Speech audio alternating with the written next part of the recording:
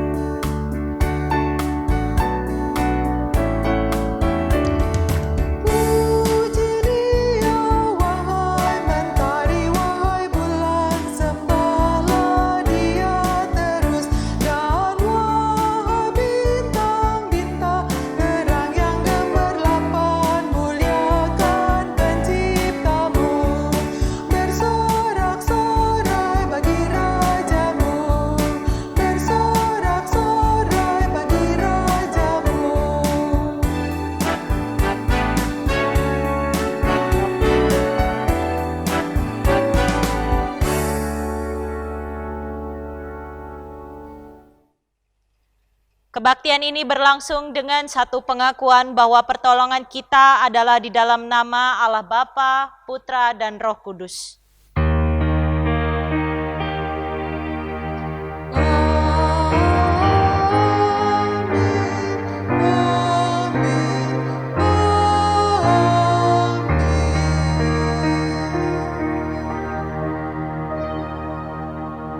Kasih karunia dan damai sejahtera dari Allah Bapa kita dan dari Tuhan Yesus Kristus menyertai saudara sekalian.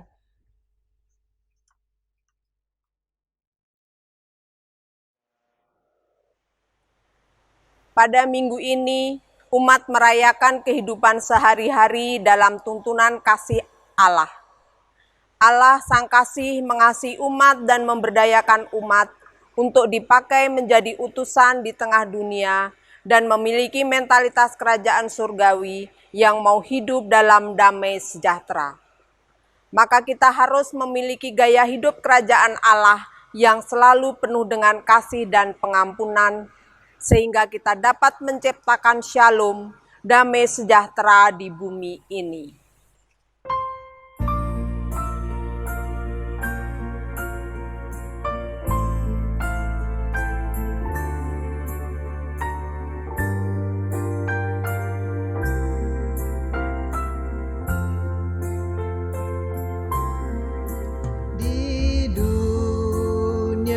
Yang penuh jemar antara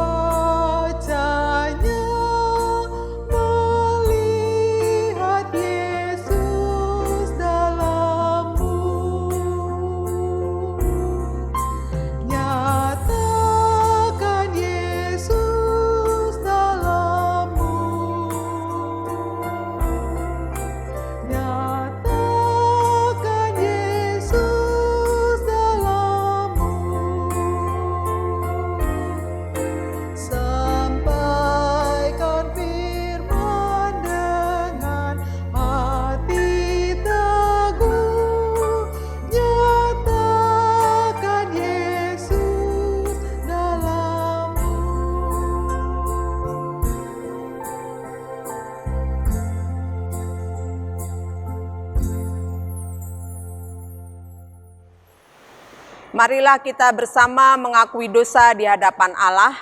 Kita awali dengan pengakuan dosa secara pribadi.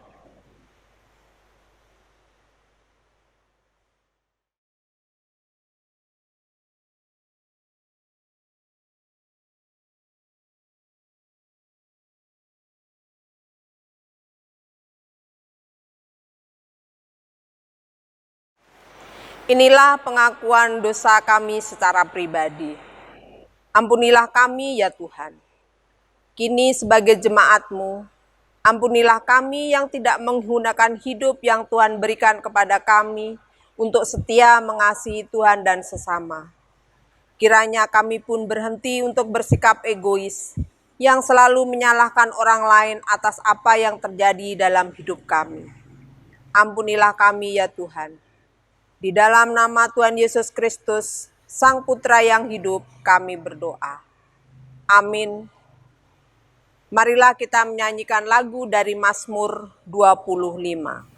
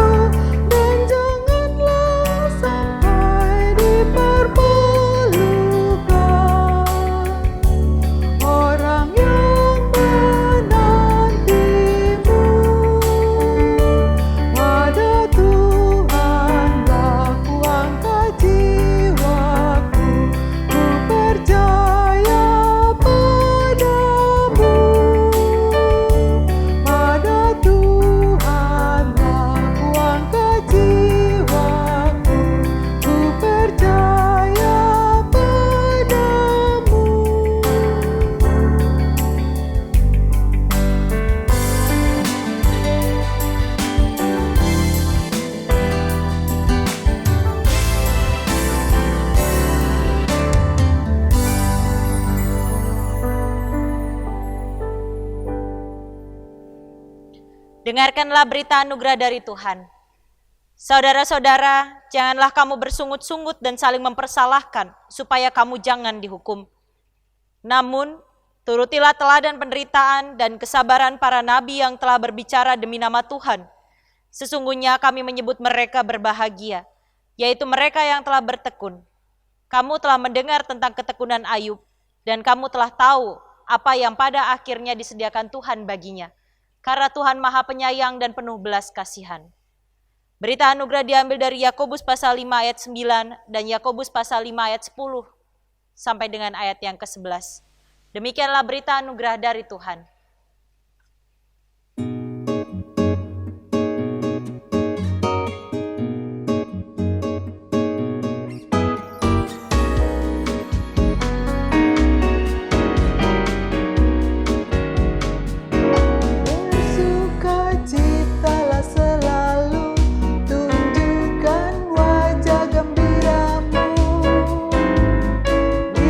Teman di kanan kiri dan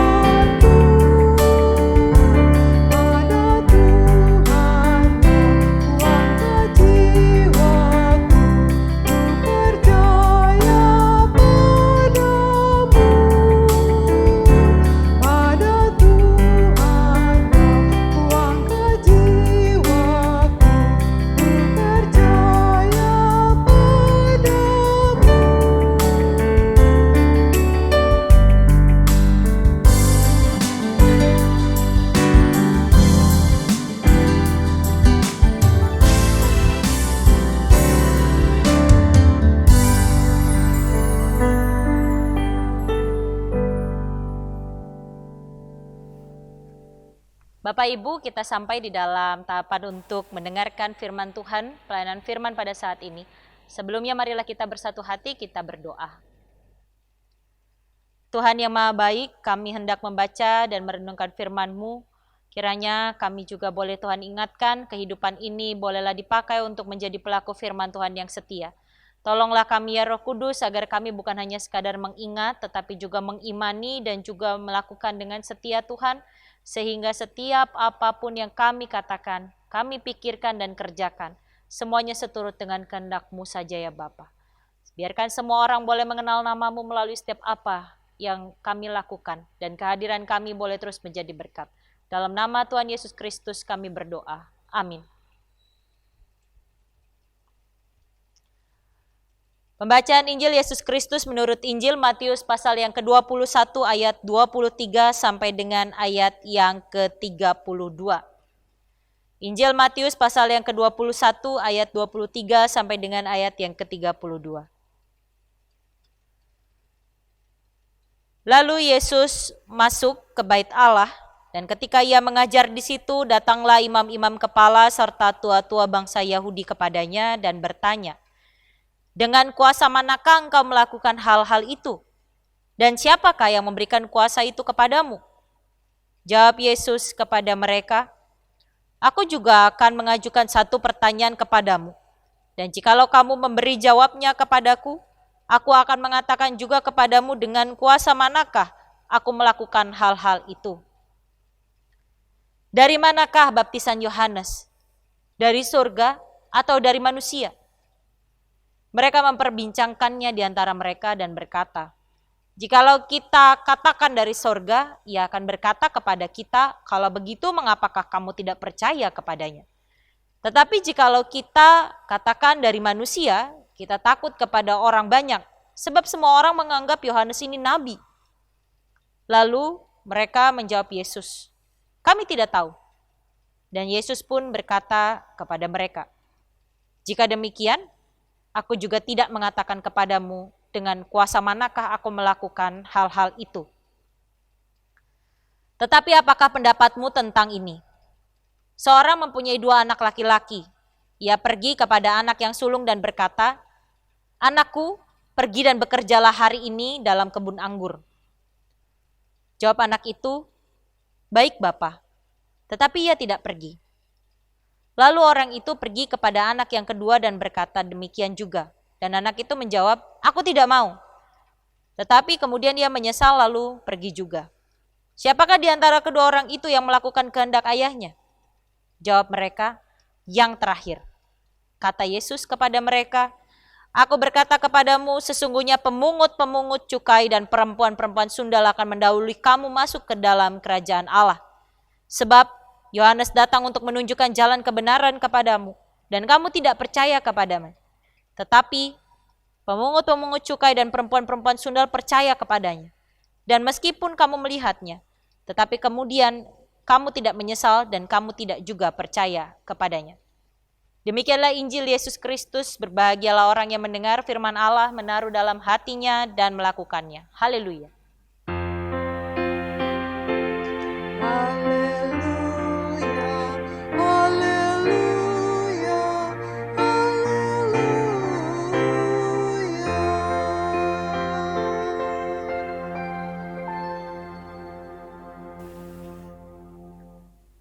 Selamat pagi Bapak Ibu dan saudara-saudara yang dikasihi oleh Tuhan Yesus Kristus. Semoga kita semua tetap dalam keadaan yang baik. Bapak Ibu dan saudara-saudara yang terkasih, pada masa sekarang atau lebih tepatnya pada kondisi sekarang ini, di mana kita begitu bergantung dengan kondisi dan keadaan melalui berita-berita yang kita dapatkan. Kita bergantung kepada keputusan-keputusan pemerintah, kita bergantung kepada kondisi-kondisi yang ditetapkan atau diterapkan melalui kebijakan-kebijakan pemerintah, bahkan pemerintah pun atau bangsa ini bergantung dengan kondisi bangsa lain juga. Hal ini sudah berlangsung juga lama, sehingga mau tidak mau kondisi kebergantungan inilah yang terjadi di dalam kehidupan kita, manusia. Dan dari sini saya mau mengajak kita untuk melihat bahwa ternyata kebergantungan kondisi seperti ini seringkali mengakibatkan permasalahan-permasalahan muncul, yaitu permasalahan yang muncul dikarenakan saling menyalahkan. Menyalahkan karena keputusan A, maka kemudian berdampak pada kehidupan kita, maka kemudian kita marah. Kita mengalami satu kondisi, lalu menganggap bahwa ini karena pendapat si B, lalu kemudian kita marah dan kita menyalahkan. Seringkali hal ini terjadi dalam kehidupan kita. Confirmation bias atau yang menjadi sikap yang abu-abu. Sebenarnya mau menyalahkan diri sendiri karena itu sebenarnya kesalahan pribadi, tetapi melihat ada peluang untuk menyalahkan orang lain, maka kemudian menyalahkan orang lain. Ini pula yang dipakai oleh René Girard dengan teorinya scapegoat atau kambing hitam. Di mana René Girard berpikir bahwa kehidupan mekanisme kambing hitam atau scapegoat ini adalah sebuah mekanisme menyembunyikan kekerasan yang nyata dengan melemparkan kondisi yang lain, terutama di dalam kehidupan relasi dan komunitas. Bapak, Ibu, dan saudara-saudara yang terkasih, bahkan di dalam kehidupan di dalam Perjanjian Lama pun juga sempat kita baca bagaimana ketika Adam dan Hawa jatuh ke dalam dosa, terjadi proses salah menyalahkan. Adam menyalahkan Hawa, Hawa menyalahkan ular, sehingga kita melihat bahwa ternyata mentalitas menyalahkan ini sudah ada sejak lampau. Dan ternyata pada saat ini kita juga membaca di dalam Matius 21 ayat 23 sampai dengan 32.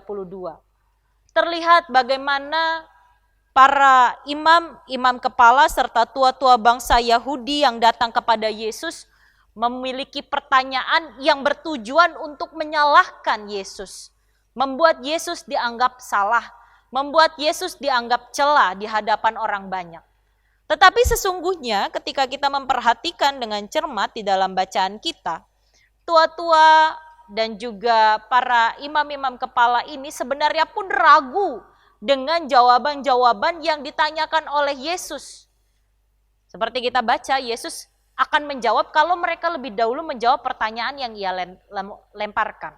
Tetapi ternyata ujung-ujungnya mereka menjawab tidak tahu. Dari situ juga Yesus mengatakan, jika demikian aku juga tidak mengatakan kepadamu dengan kuasa manakah aku melakukan hal-hal tersebut.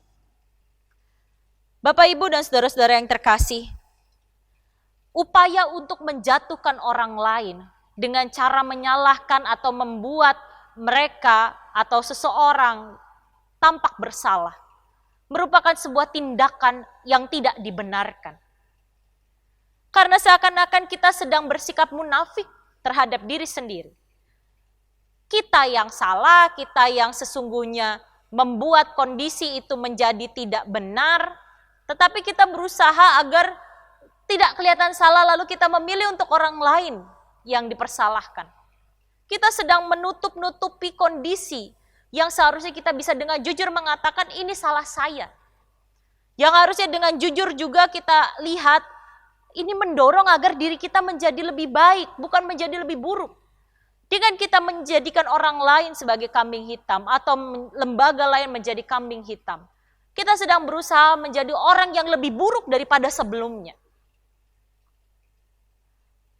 Status imam-imam kepala serta tua-tua bangsa Yahudi, mereka memiliki posisi yang tinggi, posisi yang berharga, yang dianggap terhormat. Tetapi dengan apa yang mereka lakukan, karena mereka memiliki iri hati, mereka tidak nyaman dengan keberadaan Yesus, mereka menghalalkan segala cara agar Yesus terlihat salah, malah membuat mereka menjadi lebih buruk kondisinya. Akhirnya orang-orang bisa memandang bahwa mereka itu sangat-sangatlah jahat. Tetapi ini yang tidak terlihat di dalam bacaan kita. Kita mau bersama melihat di dalam kehidupan kita. Mentalitas menyalahkan ini masih akrab dengan dunia kita, dengan keseharian kita. Dan sejak kecil pun Mungkin kalau kita lihat kembali ke belakang, jangan-jangan ketika kita hidup berkeluarga dengan adik, dengan kakak kita terbiasa untuk menyalahkan orang lain. Saya ingat sewaktu saya masih kecil, kakak saya ketika dulu memecahkan barang, dia selalu mengatakan, itu tuh si adek jalan meleng sambil nonton TV, makanya nyenggol tuh gelasnya mama pecah. Dan kemudian karena saya merasa kakak saya bertindak seperti itu seperti biasa, ibu saya cuma mengiyakan saja, lalu kemudian saya juga mencoba seperti itu. Tetapi kembali lagi, sebagai seorang kakak posisinya lebih tinggi, lebih berkuasa, lebih dipandang oleh orang tua, lalu kemudian kakak saya kembali mengatakan, enggak, jelas-jelas kamu yang salah. Jadi mentalitas menyalahkan ini ternyata sudah ada sejak kita kecil. Dan kita bersama harus menyadari itu harus selesai, harus kita putuskan. Karena malah membuat pribadi kita menjadi tidak jujur terhadap diri ini, tidak jujur terhadap kondisi yang terjadi, tidak bisa menerima kondisi yang terjadi.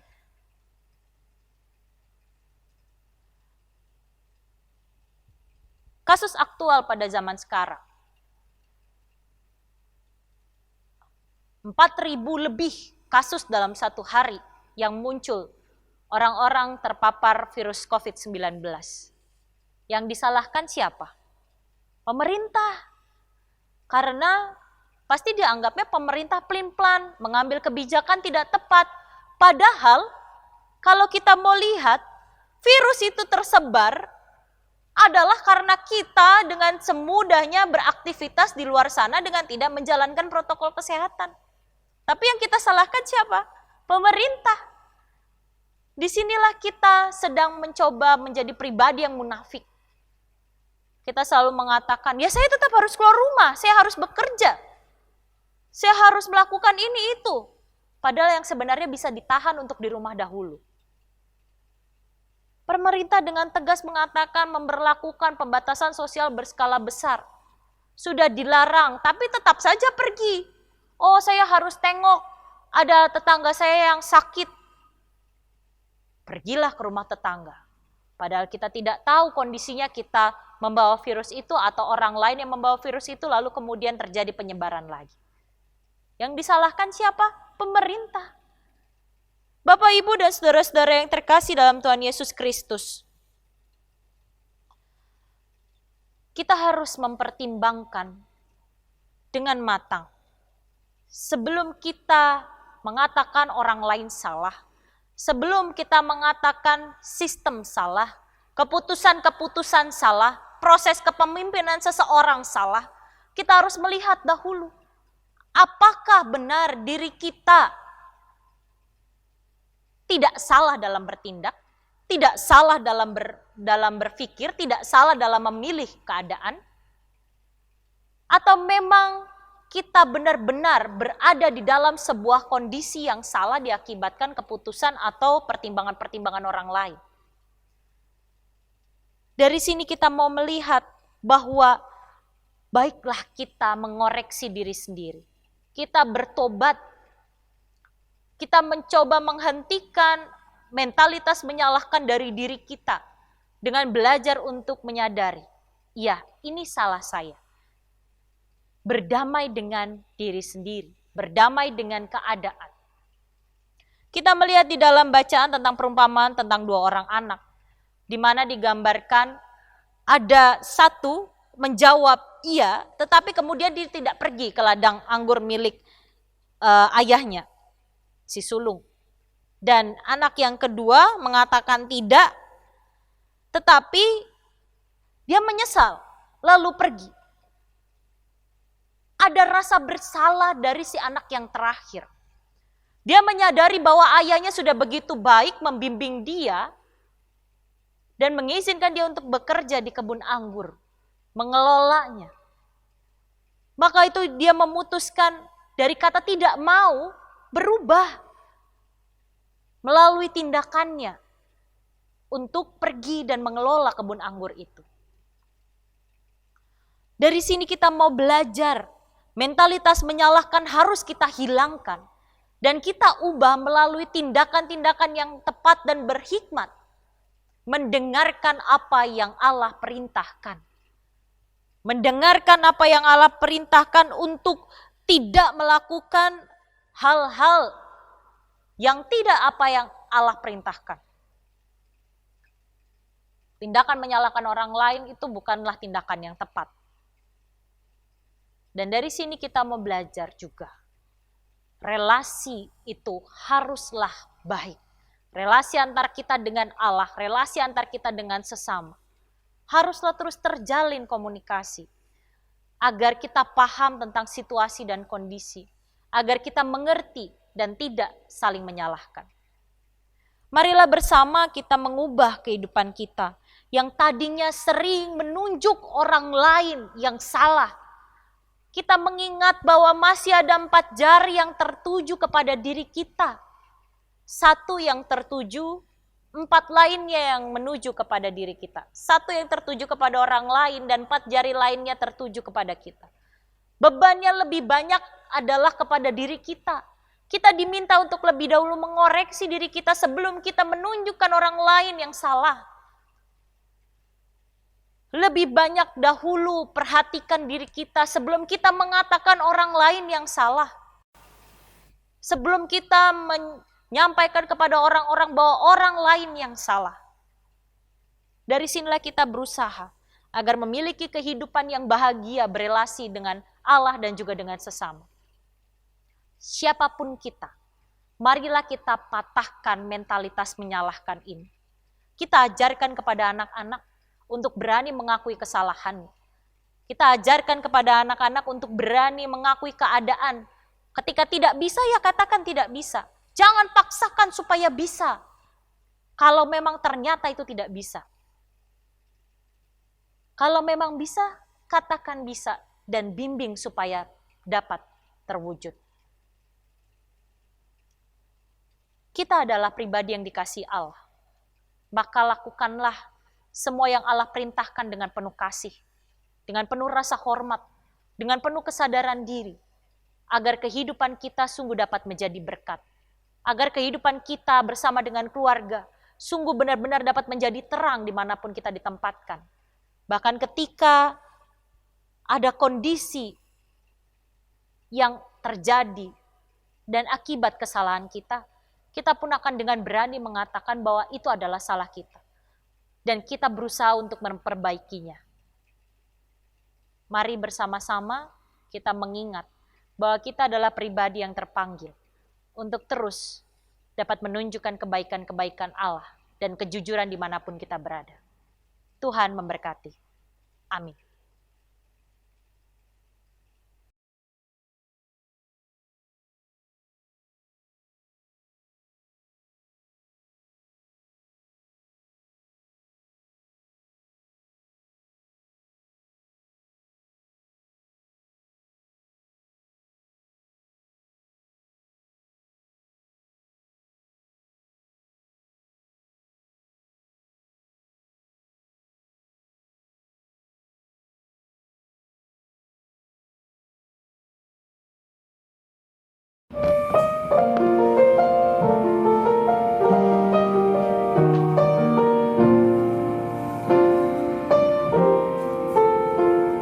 Let there be peace on earth and let it begin with me. Let there be peace on earth, the peace that was meant to be. With God our Creator, children all are we. Let us walk with each other in perfect harmony. Let peace begin with me. Let this be the moment now. With every step I take, let this be my soul and vow. To take each moment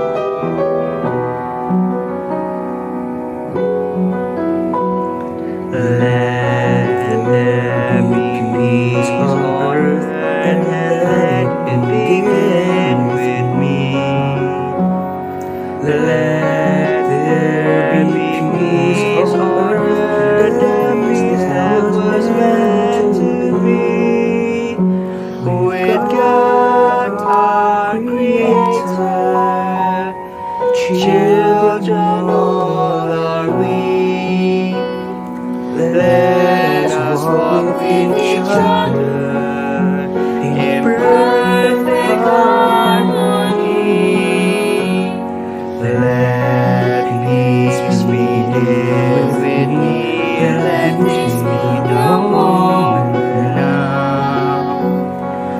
With every step I take, let this be my solemn vow, to take each moment and live each moment in peace eternally. Let there be peace on earth, and let it begin with me. To take each moment and live each moment in peace eternally. Let there be peace on earth, and let it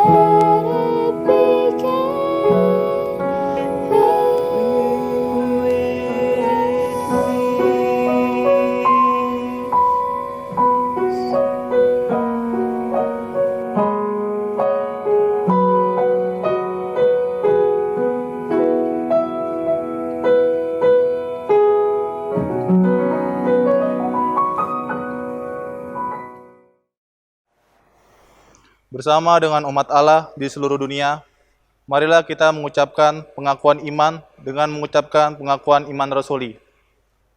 Aku percaya kepada Allah, Bapa yang Maha Kuasa, Khalik langit dan bumi, dan kepada Yesus Kristus, anak yang tunggal Tuhan kita, yang dikandung daripada Roh Kudus, lahir dari anak darah Maria, yang menderita sengsara di bawah pemerintahan Pontius Pilatus, disalibkan, mati dan dikuburkan, turun ke dalam kerajaan maut. Pada hari yang ketiga, bangkit pula dari antara orang mati, naik sorga, duduk sebelah kanan Allah, Bapa yang Maha Kuasa. Dan dari sanalah ia akan datang untuk menghakimi orang hidup dan mati. Aku percaya kepada Roh Kudus, gereja kudus dan am, persekutuan orang kudus, pengampunan dosa, kebangkitan orang mati, dan hidup yang kekal. Amin.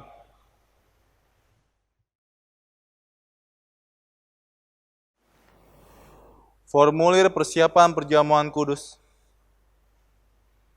Pada hari Minggu 4 Oktober 2020 dalam kebaktian Minggu secara online, kita akan merayakan perjamuan kudus untuk menyambut dan ikut serta dalam perayaan itu.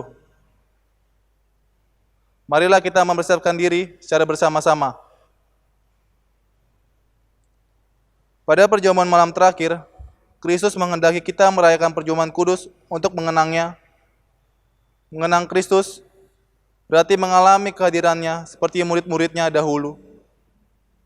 Mengalami kehadirannya bersama mereka. Mengenang Kristus juga berarti menyadari secara pribadi seluruh kehidupan Kristus yang diberikannya bagi keselamatan dunia. Sejak ia lahir, melayani, menderita, sengsara, mati, dibangkitkan dan dimuliakan di surga. Marilah kita merenungkannya. Apakah saudara-saudara benar rindu untuk berjumpa secara pribadi dengan Kristus? Untuk mengalami kasih, kuasa, dan kebenarannya yang membarui hidup saudara? Apakah saudara menghayati bahwa seluruh kehidupan dan karya Kristus, yaitu kelahirannya, pelayanannya, penderitaannya, kematiannya, kebangkitannya, kenaikannya ke surga, sampai dengan kedatangannya kembali, terkait erat dengan kehidupan saudara? Pada penjamuan malam terakhir, ketika Kristus memecahkan roti dan mengangkat cawan, ia membagikan tubuh dan darahnya sendiri kepada murid-muridnya. Menerima tubuh dan darahnya berarti dipersatukan dengan Kristus, sehingga ia menjadi kepala dan kita tubuhnya. Menerima tubuh dan darahnya berarti dipersatukan dengan semua orang yang menerimanya juga menjadi satu tubuh dan satu roh. Marilah kita merenungkannya. Apakah saudara menghayati bahwa Kristus adalah kepala seluruh kehidupan saudara? Dalam hidup berjamaat dan bermasyarakat, dalam keluarga dan pekerjaan saudara, apakah saudara menghayati bahwa saudara adalah anggota tubuh Kristus yang saling mengasihi seorang terhadap yang lain? Ketika kita bersatu dengan Kristus, roti hidup yang dipecah-pecahkan bagi dunia ini, kita pun dipersatukan dalam kematian dan kebangkitan Kristus. Dipersatukan dengan Kristus berarti diutus untuk mengosongkan dan menyangkal diri, memikul salib, dan mengikut Kristus. Dipersatukan dengan Kristus berarti diutus untuk memberi hidup kita demi keselamatan dunia. Marilah kita merenungkannya. Apakah dalam persekutuan dengan Kristus, saudara mau berkorban untuk menjadi berkat bagi sesama kita? Apakah saudara menyadari bahwa sebagai anggota tubuh Kristus di tengah dunia, saudara menjadi mata dan telinga bagi Kristus yang melihat dan mendengarkan serta peduli terhadap kebutuhan dan masalah sesama saudara? Sudahkah saudara menjadi mulut bagi Kristus yang menyuarakan kebenaran dan keadilan dalam lingkungan saudara? Sudahkah saudara menjadi tangan bagi Kristus yang berkarya memperjuangkan damai sejahtera di muka bumi? Kiranya Roh Kudus menolong kita semua dalam mempersiapkan diri untuk merayakan perjamuan kudus. Atestasi masuk atas diri Saudari Nevi Yunias Marundruri, asal gereja ONKP Nias Jemaat Hinako, dengan alamat Taman Permata Cikunir, Jalan Kuala Raya Blok A9 nomor 20.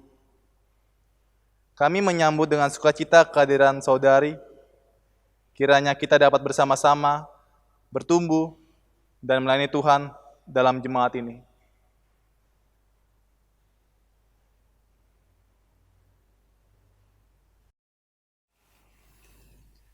Bapak, Ibu, dan saudara-saudara yang dikasihi Tuhan Yesus Kristus, mari kita bersatu dalam doa untuk menaikkan syafaat kita. Kita berdoa.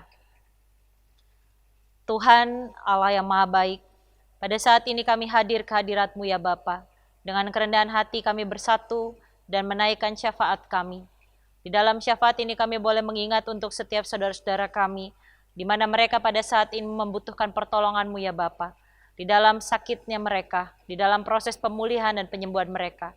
Kami berdoa dan mengingat untuk Opa Yopi de Fretes, Ibu Sumartini Siite, Dr. Aurelia, Bapak Budiman Gultom, Ibu Saliem Huai, dan juga Opa Edi Mulyono, Bapak Evert Pelenkahu, Opung Tio Minar Silaban, atau bahkan setiap saudara-saudara kami yang saat ini membutuhkan pertolongan-Mu Bapa. Dimanapun mereka berada kiranya Engkau boleh sembuhkan mereka. Jamah dan pulihkan mereka ya Bapa, sehatkan dan kuatkan mereka. Dan kiranya Engkau boleh mampukan mereka untuk menapaki hari demi hari dengan pengharapan kepada-Mu saja. Untuk keluarga yang mendampingi kami juga berdoa, kiranya Engkau boleh mampukan agar keluarga diberikan kekuatan, sukacita, dan pengharapan. Sehingga sekalipun masa yang terberat, Engkau boleh hadir selalu dalam doa mereka. Dan Engkau boleh selalu memberikan pengharapan dan kekuatan. Kami juga berdoa pada saat ini Bapa, untuk kegiatan dari Jemaat-Mu GKI Jati Asih, di mana pada bulan Oktober nanti akan melangsungkan kegiatan bulan keluarga. Setiap kegiatan yang masih kami lakukan secara online, kami doakan untuk boleh dapat berjalan dengan baik. Kami memohon Tuhan untuk penyertaan-Mu atas tim bulan keluarga Tuhan yang boleh berkenan untuk memberikan waktu, tenaga, dan pikirannya. Berikan mereka kesetiaan hati di dalam proses menjalankan acara bulan keluarga ini. Kiranya kami boleh menemukan kehidupan bersama sebagai sebuah keluarga, baik di rumah kami atau bahkan di dalam persekutuan kami sebagai tubuh Kristus di Jemaat GKI Jati Asih. Kami juga terus berdoa untuk kondisi pada saat ini di tengah pandemi yang kami alami. Kami memohon Tuhan cinta kasih-Mu kepada kami, agar pandemi ini boleh segera berlalu, agar kami pun juga dimampukan untuk menyikapi kondisi saat ini dengan hikmat dan kebijaksanaan. Setiap kondisi naik dan turun yang kami alami, kiranya boleh kami syukuri kepada-Mu ya Bapa. Dan mampukan kami untuk terus mengingat bahwa peran dan tugas tanggung jawab kami untuk menjadi pribadi yang menjalankan firman Tuhan adalah seterusnya, hingga kami boleh menyelesaikan tugas tanggung jawab kami di dunia ini. Berkati kami Tuhan, agar tutur kata kami, tingkah laku kami, pikiran kami mencerminkan kebaikan Tuhan. Sehingga di tengah pandemi ini, kami terus menebar kebaikan dan cinta kasih-Mu. Ya Bapa, kami juga berdoa untuk pemerintah di dalam proses memerangi kondisi saat ini. di dalam memperbaiki kondisi perekonomian. Kami memohon Tuhan agar Presiden dan juga setiap orang yang bertugas di setiap daerah boleh memakai jabatan mereka, boleh memakai kebijaksanaan dengan hikmat, sehingga memutuskan segala sesuatunya dengan kepentingan untuk masyarakat luas, bukan untuk kelompok. Kami menyadari Tuhan bahwa kami manusia biasa yang penuh dengan kekurangan. Tapi kami sadar bahwa tidak sepatutnya kami menyalahkan keadaan, menyalahkan pemerintah, atau bahkan menyalahkan Engkau. Kami mau belajar untuk berbijaksana, menanggapi setiap peristiwa, menanggapi setiap berita, dan juga membimbing diri kami sendiri untuk hidup tetap kudus di hadapan Tuhan. Ya Tuhan, kami berdoa, baik secara pribadi kami, ataupun juga kami sebagai sebuah gereja. Kami memohon agar kami boleh terus menghadirkan damai sejahtera. Dan Tuhan mampukan agar gerejamu di tempat ini terus boleh berkarya. Tuhan cukupkan segala bentuk kebutuhan, dana maupun sumber daya manusianya. Kiranya Tuhan boleh kuatkan dan sehatkan. Kami berterima kasih karena ibadah yang berlangsung secara online masih boleh ada sampai dengan saat ini. Namun kami juga sadar bahwa kerinduan kami haruslah kami tahan untuk dapat berkumpul di gedung gereja Tuhan, karena semua adalah untuk kebaikan kami. Cinta kasih kami kepada Engkau menunjukkan bahwa Tuhan hadir juga bagi setiap pribadi untuk merasakan kebaikan dan perlindungan-Mu ya Bapa. Kiranya Engkau menyertai mereka seperti Engkau menyertai kami.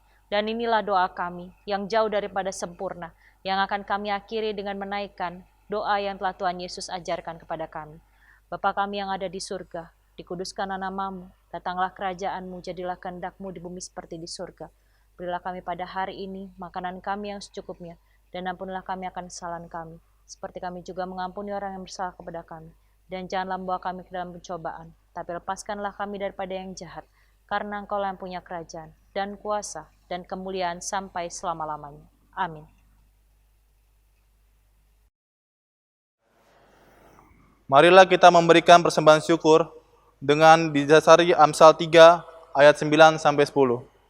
Muliakanlah Tuhan dengan hartamu dan dengan hasil pertama dari segala penghasilanmu. Maka lumbung-lumbungmu akan diisi penuh sampai melimpah-limpah, dan bejana kepemerahanmu akan meluap dengan air buah anggurnya. Persembahan pada saat ini dapat dimasukkan ke dalam amplop dan diserahkan ke gereja pada saat tatap muka yang akan datang, atau dapat ditransfer ke nomor rekening GKI Jatiasi seperti yang akan tertera pada layar. Mari kita menyanyikan Kidung Jemaat 298 ayat 1 dan 2.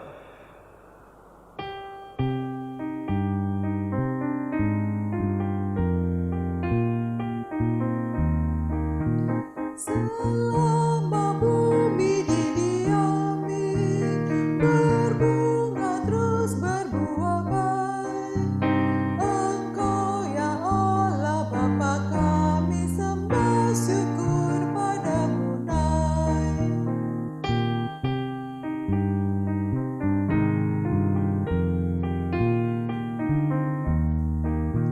Selama orang berbahasa dan bangsa-bangsa bertemu, sabda kasih-Mu berkuasa dan nama Yesus disebut.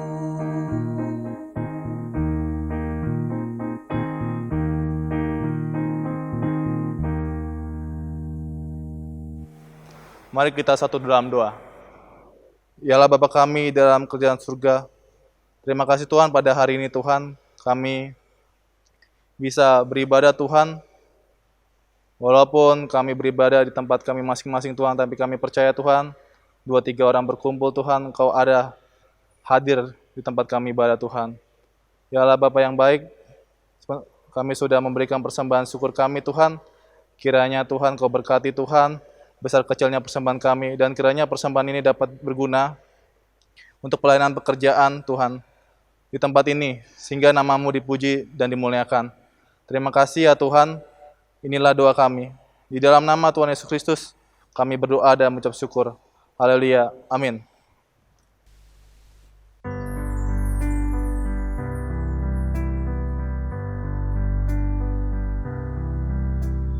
Lawanlah godaan,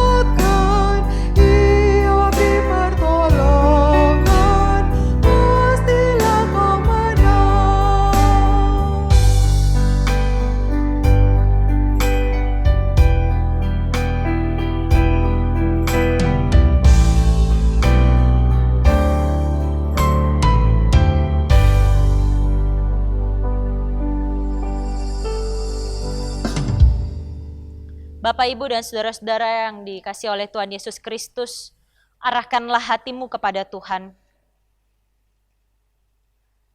Jadilah saksi Kristus, terpujilah Tuhan, dan terimalah berkat dari Tuhan. Tuhan memberkati engkau dan melindungi engkau.